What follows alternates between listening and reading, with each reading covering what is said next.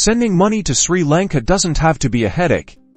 Let's break down how to do it smoothly and reliably with Remitly. First, open the Remitly app or head to Remitly.com and sign into your account. If you don't have one, the sign-up process is quick and easy. Tap Send and select Sri Lanka as your destination country. Now, enter the amount you want to send in your currency. Remitly will automatically show you the exchange rate and any transfer fees.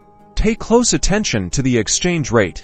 It fluctuates, so this is where you can maximize the value of your transfer. Remitly is transparent about their fees, which can vary depending on the amount you're sending and your payment method. Choose your delivery option. Bank deposit is often the most convenient, but cash pickup is also available at various locations across Sri Lanka. If you choose bank deposit, select the recipient's bank from the list and carefully enter their bank account number. Double-check everything. Next, you'll need to enter your recipient's information, including their full name as it appears on their ID, their address, and their phone number. Accurate details are crucial for a successful transfer. Now, select your payment method. You can use a debit card, credit card, or even your bank account. Review all the details one last time.